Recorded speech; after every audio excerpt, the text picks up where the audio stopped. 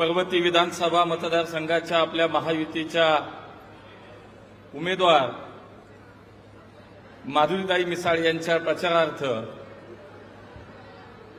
या जनसभेला संबोधित करण्यासाठी आपल्यामध्ये उपस्थित आपल्या राज्याचे लोकप्रिय कार्यक्षम उपमुख्यमंत्री आदरणीय देवेंद्रजी फडणवीस साहेब, आपल्या महाराष्ट्राच्या नेत्या पंकजाताई मुंडे, व्यासपीठावरती उपस्थित लोकप्रिय उपमुख्यमंत्री आदरणीय नामदार देवेंद्रजी फडणवीस साहेब,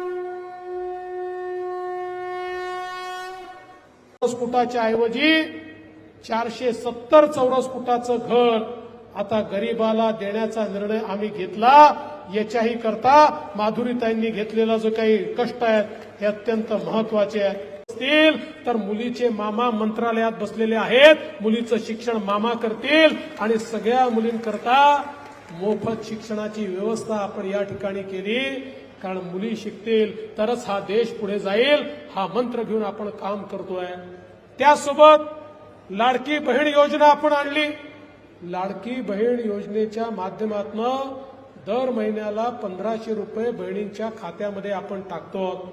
जेव्हा योजना आणली खूप नावं आम्हाला ठेवली, योजना फसवी आहे, योजना होणारच नाही, पैसा येणारच नाही.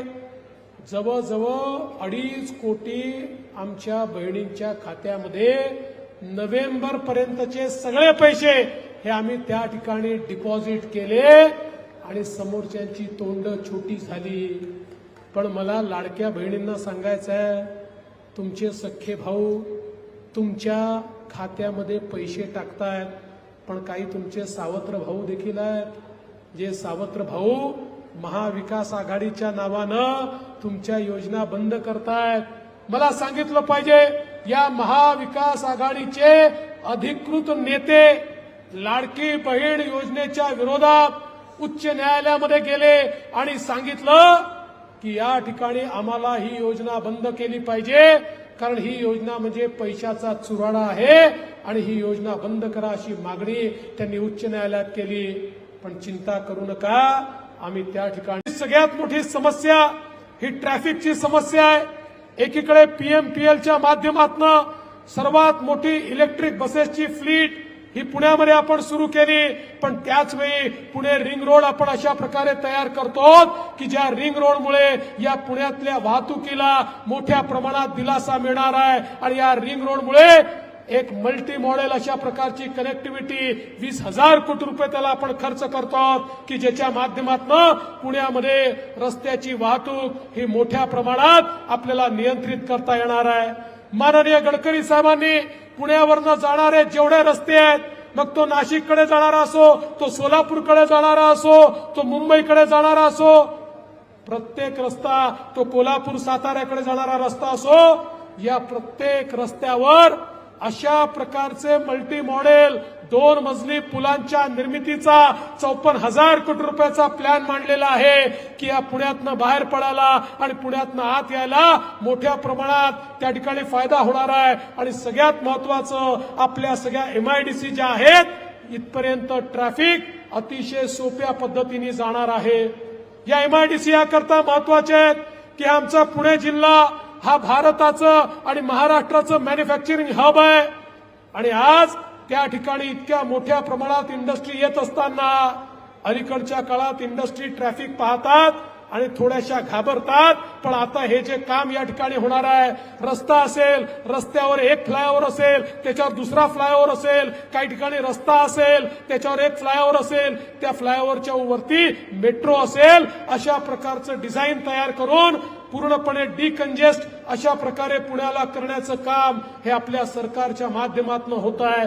एक आधुनिक पुणे आणि एक रोजगारक्षम पुणे आपण तयार करतोय.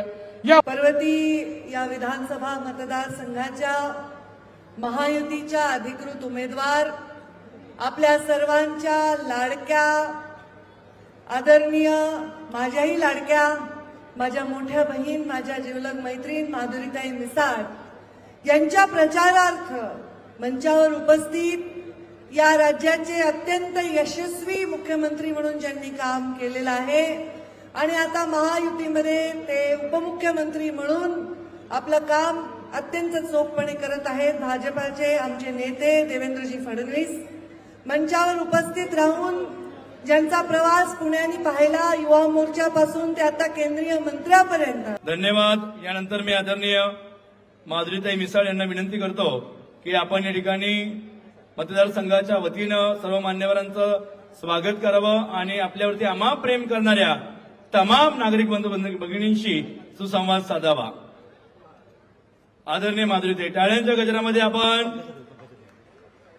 नुकतंच मराठी भाषेला एक दर्जा देण्याचं काम करण्यासाठी सुद्धा माधुरीताई मिसाळ या दर अधिवेशनामध्ये आवर्जून बोलत होत्या.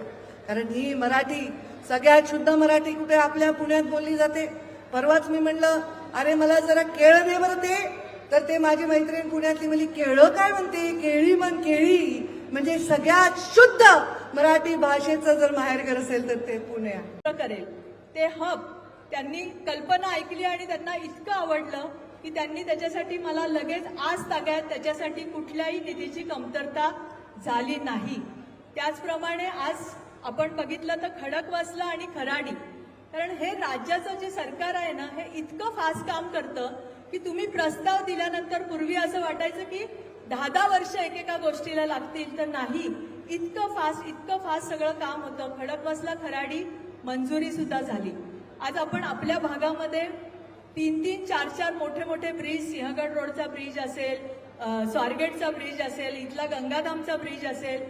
त्यामुळे वाहतुकीचा प्रश्न, पुण्याची कला संस्कृती जपणारं कलाग्राम, ही कल्पना सुद्धा जेव्हा मी मांडली त्यावेळेस खरंच असं सरकार पाहिजे होतं. जेव्हा देवेंद्रजी मुख्यमंत्री होते, हे असंच सरकार लागतं की ज्याला तुम्ही मांडलेली कल्पना पण कळली पाहिजे, आणि ती त्यांनी करून दिली. माझ्या भागामधलं सर्वात महत्वाचं काम जर असेल, ज्यावेळेस पृथ्वीराज चव्हाणांचं सरकार होतं, त्यांनी SRA मध्ये FSI कमी केला. पुणे शहरामध्ये एकही SRA होऊ शकली नाही. त्याची पॉलिसी आणि SRAचा FSI नुसता तिथपर्यंत नाही, तर त्याच्याही पुढचं वाढवण्याचं काम आमच्या सरकारने केलं. आणि ती पॉलिसी देवेंद्रजींनी आणली 2022 मध्ये आत्ता, आणि त्याच्यामध्ये जे 350 फुटाचं घर होतं ते 470 फुटाचं घर केलं. त्यामुळे इतक्या गोष्टी. आता स्लमचा जर बघितलं तुम्ही, मला अभिमान आहे की पहिला पायलट प्रोजेक्ट म्हणजे असं आहे की जिथे स्लम आहे तिथे आपण आज तागात बघतो की स्लम का होत नाही, तर बिल्डर येतात, हे येतात आणि त्यांच्यातल्या भांडणामध्ये स्लम होत नाही.